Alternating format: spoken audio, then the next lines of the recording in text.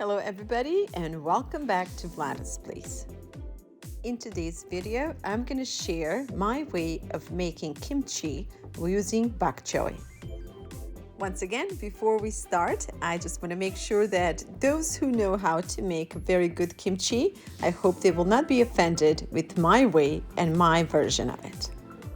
So let's start, and we're going to go with the pre-washed and well-drained bok choy. Next, we're going to set it in a large plastic or a glass jar. While doing this, I would suggest to arrange the bok choy as tightly in a jar as possible.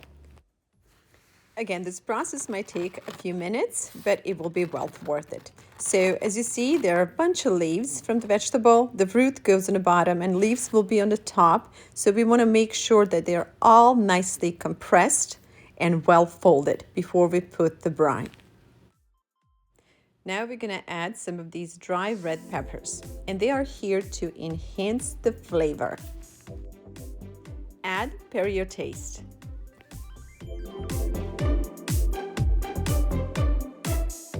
I would also suggest to add few bay leaves because they are wonderful in any fermented food.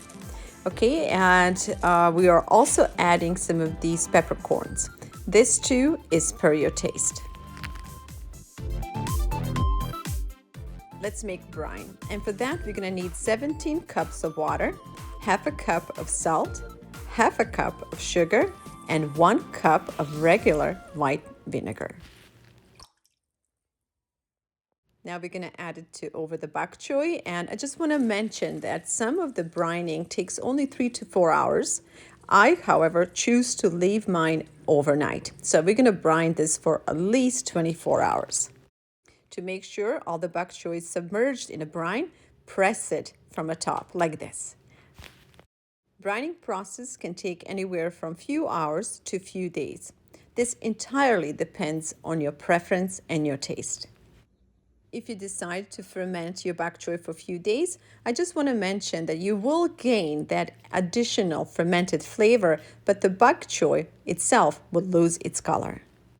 Okay, the next day we're moving on to make the sauce, and I'm starting with the 1 tablespoon of chili peppers, crushed dried chili peppers, few cloves of garlic, a tablespoon of fish sauce, and a tablespoon and a half of sesame oil. Next is ginger, and that too is per taste. After ginger, we're going to add 2.5 tablespoons of this crushed chili paste. A tablespoon of honey for sweetness, and only half a teaspoon of salt because we already have sugar and salt coming from brine. Mix it all well, bring it back with the peppers, and now we're slowly going to combine the bok choy with the paste.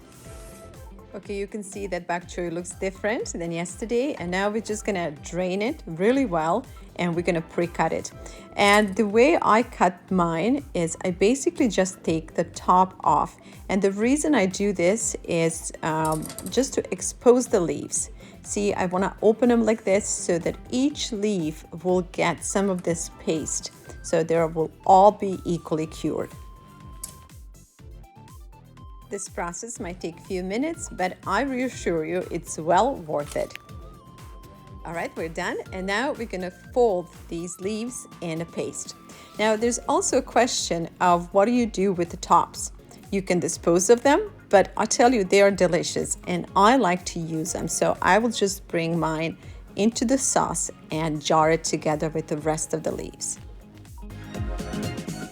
Let's fold it gently and make sure that each leaf gets some of this paste. We're almost done. So jarring it is the next step. And to do that, I would just suggest that you compact the leaves very tightly like this so that there's no air, and just to make sure that all the leaves are in a juice. Extra juice should be poured on top. And after this, we are ready to close the jars and set them in a fridge. Oh, and there's one more thing. Before you close the jars, inspect them to see if there are any air pockets left. And if they are, release the pressure and make sure the juice goes all the way through. That's it. Close the jars, set them in the fridge, and use them next time with your favorite dish. Today, I'm serving mine with the rockfish fillet. Thank you so much for spending time with me today. My name is VLADA'S, and I am a founder of a charitable organization called VLADA'S Seeds of Life and a producer of a television program called Cooking and Kids. If you like this recipe, please send us your thumbs up and your comments, and also consider subscribing. Thank you so much, and we'll see you again soon.